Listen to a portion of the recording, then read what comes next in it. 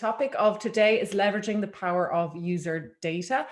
I encourage you to send some questions in. My goal is to ask Janina and Andrea all of their experience and trying to download it for your benefit. So please do message if you've got any questions that are burning in. And to give you a quick summary, Andrea, she's a UX mentor, mainly for healthcare apps. She currently works for Telecom Romania and is really interesting, has really interesting experience, primarily things that stuck out to me in your background, Andrea, were the fact that you worked obviously on that UX product, which is a really big thing for the industry at the moment, and more product owners are needing to become UX specialists across the industry. So that's really key there. And then other specialist skills from usability testing, empathy maps, and creating information architecture, which I thought was also really good. Janina is working at CodeWise, so coming from kind of a multitude of experience working with companies, particularly on the marketing side, and she's a product designer there. Psychologist by education, and as to quote you, designer out of love. I think what people will get from Janina is very much on the business requirements, mixed with technical limitations and matching that with the user needs. So very much, how do you get both the business and the user aligned? And that's both what we're going to talk about today. So jumping in, Janina, if it's okay, I'll start with you. We'll talk on data gathering. So what, in your opinion and with your team, has been the most effective way of gathering user data and feedback? Well, the most effective way, maybe not for everyone, but in our case, is sort of different approaches to different data. So in terms of getting qualitative data, we tend to rely on one-to-one contact with our users. So either it's interviews or like even sending over screenshots or whatever else can work. And then when getting the qualitative data, our approach is a little bit different. I think this is usual for a lot of people, that we have to have bigger volumes of it for it to be like a guide for us in making decisions. And we do this with using different analytical tools, measuring mostly some activity in the panel whenever it's possible. But then also observing certain parts of the product. So things like the payment process, for example, which is something we keep a close eye on because from the business perspective, it's quite important. So that we don't have like a drops in conversion rates, for example. And then also, this is something that I was talking in my presentation about.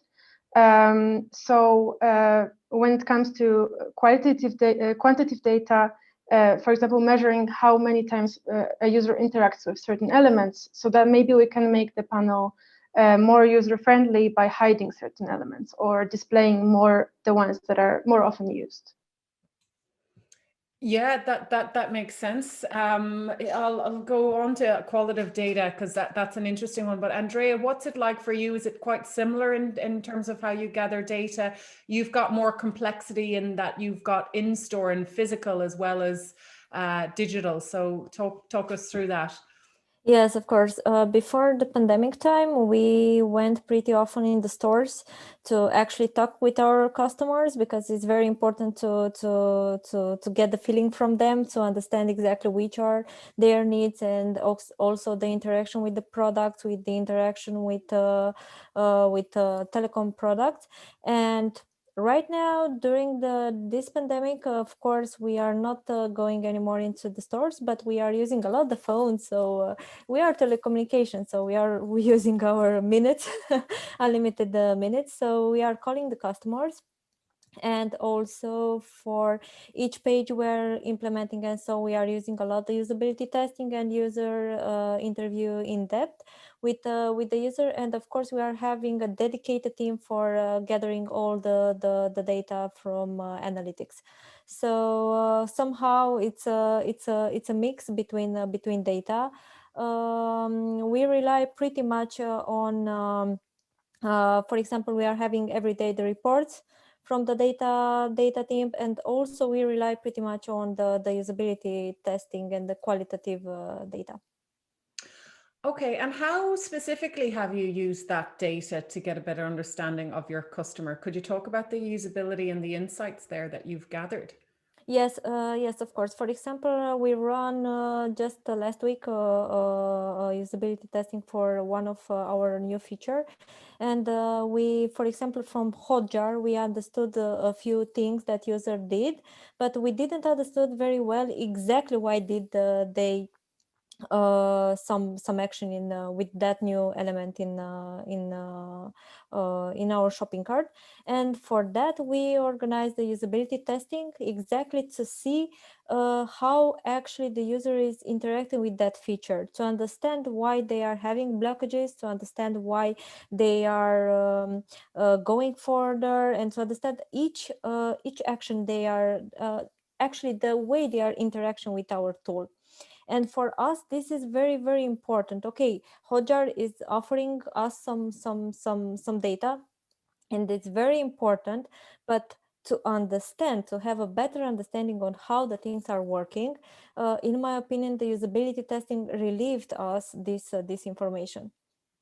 So quantitative data is helping us to understand the quantity of everything, but the qualitative data is actually helping us to understand actually the interaction. Yeah, great. And Janina, do you use Hotjar as well to do the same kind of approach, or do you use any other tools? Yeah, well, to observe the workflow of our users, we do use Hotjar. In the past, we also had the opportunity to actually observe the workflow on site when some of our users were visiting us, which was also very interesting. But primarily, yeah, Hotjar is the tool we use to sort of follow. This is yeah, something that Andreea mentioned, the sort of pain points maybe, or the blockages, the places where the user is struggling with the product or how they interact with it. This is what we use, what we mostly use Hotjar for. Yeah, no, really great. And the other piece is, so you've gathered the data, you can look into it. How do you, once you execute, how do you measure the success of that data? Well, to be honest with you, it is very difficult for us to actually measure it, to have it in numbers.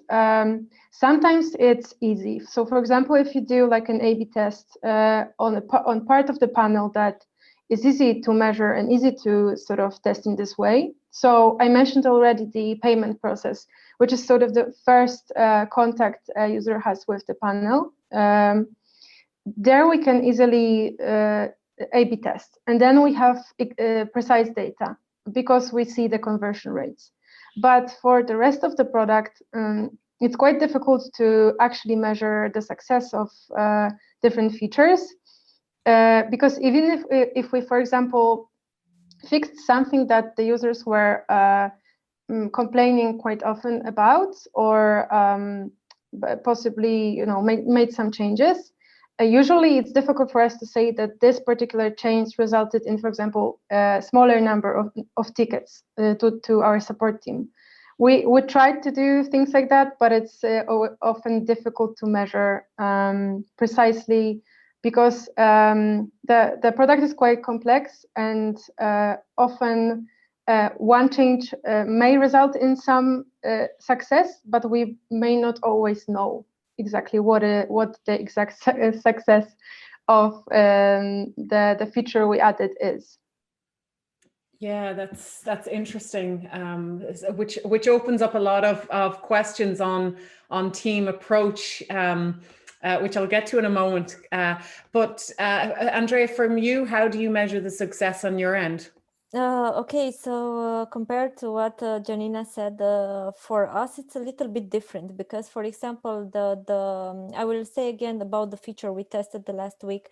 So doing the improvements on that feature will help us to get more user in our automated flow, and this is a success because the user right now will have the possibility to go from A to B very easy without any other impairments in there. So the success again, for example, for redesign of a page, the success can be measured, okay, from the number of the access of the page, the time in which the user is staying on that page, and also if we are trying to sell something in that page, because we have also pages for just for information and pages designed to sell something. And if the redesigned page is one for selling, we are measured the success by how many leads we have, how many orders we have in that page compared with the old page. And so we are using pretty much the comparison between pages. We are having some KPIs, so we are having many ways to measure the success of data. Yeah, in ways it might be, it's never easy, that's the wrong word, but because it's Telecom Romania, it's one product. Janina, you're working across multiple separate external companies as well, so I imagine there's extra complexity for you there, and challenges. I will move on now to Janina, what you touched on, which is the team and having different ways to look at the outcomes. Often teams are not working with the analytics, and they're working in different ways. For you, how is your team structured, and how do you feed in the user data into them? And Andrea, I will come back to you and ask you the same question. Yeah, for us, the sort of separation of quantitative and qualitative data is also reflected in sort of two separate teams. So I would say that we have a separate team that's called, I think, Business Intelligence and Automation. I think the team, that's what they are called. And they are often measuring, well, many different things, actually, not only the activity in the panel, but also they have a lot of tasks connected to, I don't know, measuring the performance of the product and stuff like this. So yeah, they are mostly concerned about data, which is numbers, basically. And for the product management team, which I am also a part of, we are more concerned with the qualitative data, which is, well, just often just simply user feedback, what they mention, what they talk about, what they complain about, and stuff like this.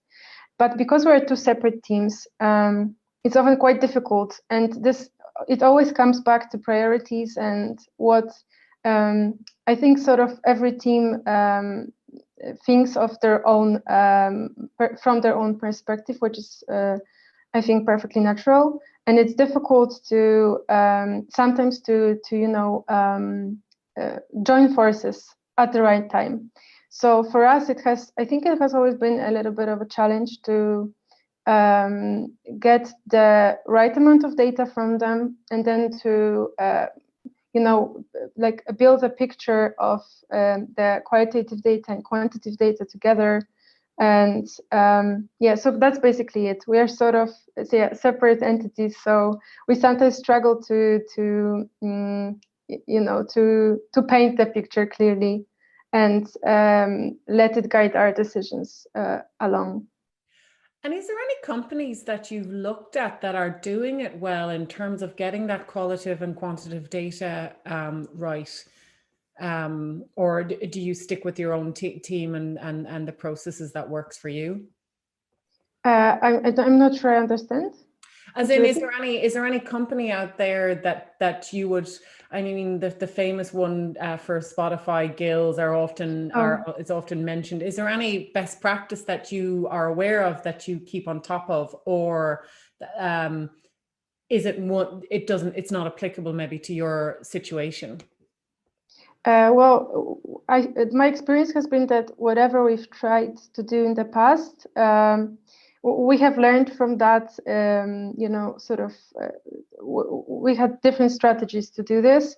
Sometimes we relied on their help more, but we never actually tried, for example, like restructuring the teams so that one business intelligence specialist was working with us. That never happened up until this point. Maybe that would be a good idea, because in the past we actually did this with marketing. So the marketing team wasn't part of the product team in the past, but now there is one person that represents the marketing in the product team.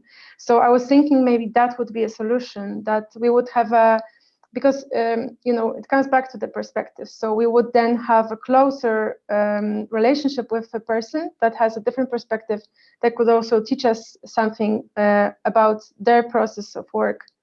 And I was thinking this would possibly be a solution. Yeah, no, it's a really good one, and it sings to your team and business alignment as well. Andreea, let's talk about you and how is your team structured? Yeah, of course. For example, at Telecom, we are structured in tribes. So we are having a model like, I don't know, data tribe, sales tribe, and so on. For example, I'm part of sales tribe. And in this sales tribe, we are very mixed people. So we are interacting pretty much, let's say, daily with the data people. So and in the morning, we are finding out exactly what happened in the next day with our products, with our pages, and so each one in the team, in the whole digital division is aware about the analytics, what happened in another day. So we are having developers, we are having UX designers, UI designers. We are working like shared resources, and we are pretty aware about all the data. And for example, when we are having usability testing session, all the other person involved in that project are aware about the results, are aware about all the stuff that can affect their work. Because, for example, after usability testing session, you will have some results. So those results will be improvements. So the people who are working for that project are aware about that. And so we are having dedicated people for the data in our team. Yeah, no, really good. And I guess in our last panel, it came up around team dynamics and different point of views. And I think it's something that could be applicable to everything. But often people go with the approach of, let's look at the data. That's the single source of truth. But Yes. In reality, that often doesn't work. Andreea, is there any... is there anything that you have there, any complications around team dynamics? Or is there any challenges there with getting buy-in from any of the stakeholders? Yes, in the past happened a lot, not really telecom, but in the past happened a lot. For example, I had some I don't know, stakeholders that didn't believe that their solution is the correct one, and as a specialist I said, okay, may not fit because it's not following a pattern, is not okay for the user, is not covering the accessibility of the users, and so on. And I said, no, you do not have right.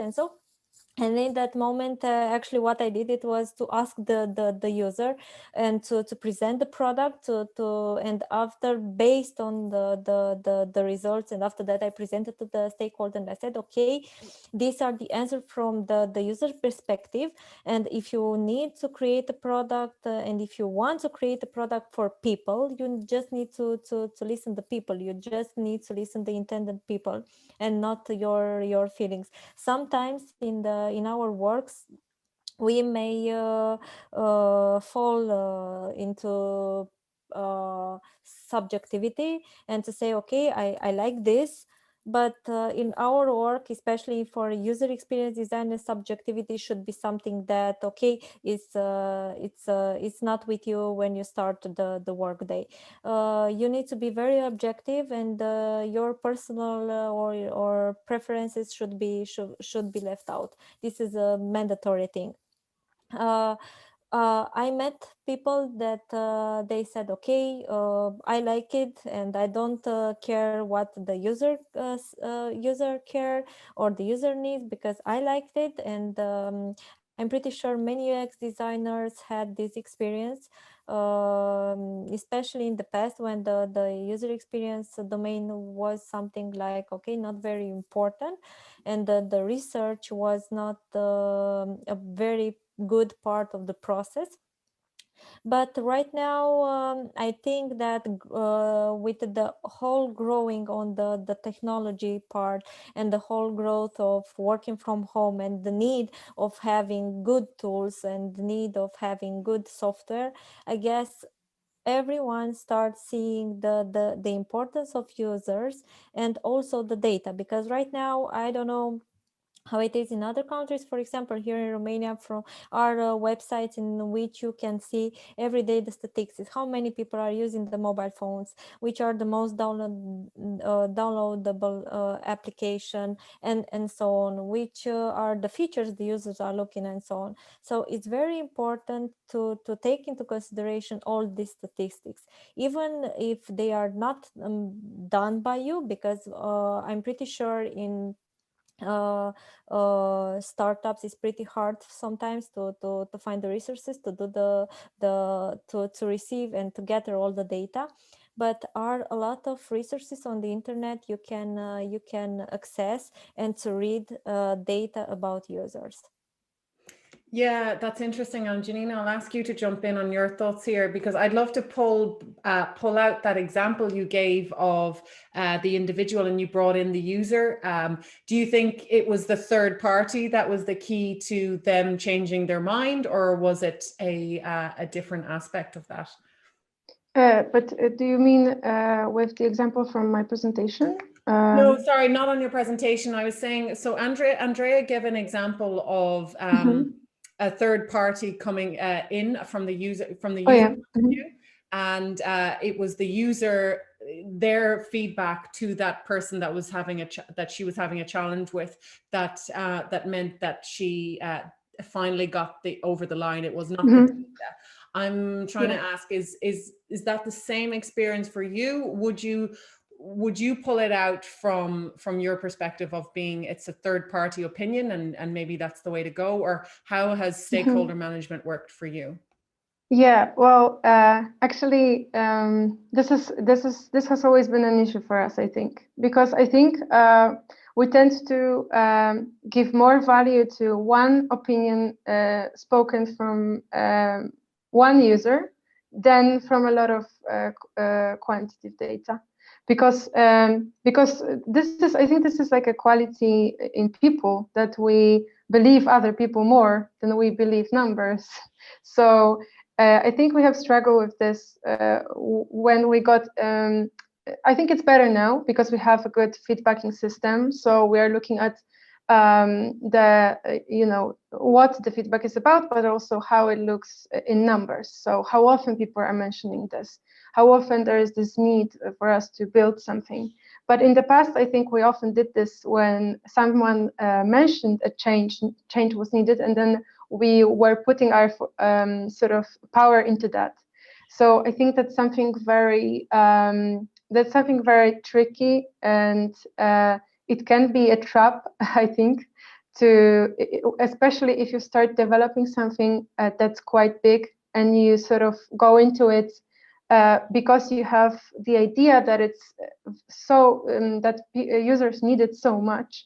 But in reality, it was just a couple of them. So then it turns out that no one's actually using it anymore because the couple of people that wanted it are, for example, gone. They are not using the product anymore. So I think this is very, very difficult. And when I was listening to Andreea, I had this sort of jealousy a little bit because of how much data you were actually getting. And I think this is something that we're often missing. So actual numbers that would help us, that would guide us in our decisions. Yeah, it is. Some companies have the luxury of a lot of data, but does that match? Maybe there might be a lot of business alignment issues there, Andrea, as well, and team alignment with that. So I think everything has its challenges. Yet, really interesting point, Janina, and particularly on your going back to your talk on prioritization of it's not necessarily about striking the balance of prioritizing one user, but how do you strike the balance between one user versus all of that data that you collect? So we are very short on time, so I have to be selective. Janina, I'll ask you on prioritization. What advice would you give to people, aside from looking at your talk, to prioritize both business and user objectives? So for me, this is going to be a little bit repetitive to the talk, but I think this is the two most important things. And one of them is finding other user experience advocates among your team, and finding people that could understand the user perspective and sort of help to motivate others to also see it. I think that's very important. And I also think that getting the data when it's possible and when it's available is very important. And I would focus on those two things to sort of, move forward with certain changes because as I mentioned in my talk, sometimes you don't really get to have the data that can show that the change you want to make is, for example, is going to be good for the user. Sometimes you're not able to show it in numbers, and sometimes it's mostly based on just observing behavior or people mentioning stuff. So you sort of have to find the balance between getting the data when it's available and then also going forward with your instincts as well. So that is something that is rather challenging for me, but that's something that I'm trying to actively do due to the data not always being there. Yeah, great. And Andrea, for the data that is almost always there for you, have you any challenges on the other end of maybe it's sometimes as good as data is, you can't read it right and you have to go with gut feel or with an individual? Have you found anything like that, or what would be your advice there? No, data is enough data. Because you do not have enough data, even if you said, okay, it's an amount of data, but it's not enough. It's not enough because, for example, your struggle is sometimes, for example, I'm being a user experience designer as a formation. I'm relying a lot of interview in depth on that part of the research, user experience research.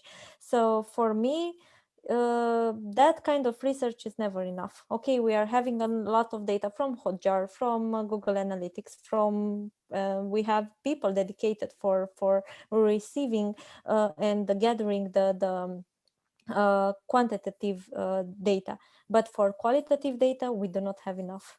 It's never enough. For example, being a company who is dedicated to a very large amount of people with different ages, with different demographics, with different education, with a different expectation, sometimes it's very hard to get to those people. It was easier when we had the possibility to go in the stores and actually to meet them, to follow them, I don't know, their facial and their intonation and everything. It's easier because sometimes when you are conducting usability testing, they may want or not to show their camera, so you are not able to see how they are behaving. So in my perspective, if I would say that you laugh about, and also Janina said, okay, I'm lucky that I'm having data, or I'm having a lot of quantitative data, but I'm not having enough of qualitative data. It's not enough. It's never enough. And of course, all this data is helping us to prioritize everything. Yeah, it can almost take the person out of it, and that's where maybe people need to make a decision on moving to when it's a good time to move to empathy maps and your usability kind of approaches, Exactly. those one-to-one interviews. That is all we have time for. I'm going to be cut off. You both are absolutely lovely, and it was a real pleasure to talking to you for me twice. Thank you so much. And please, people, follow both Andreea and Janina as well on LinkedIn, and do watch their talks. And thank you again. And I'm going to hand it back to Louise to do the wrap up. Thanks all. Bye.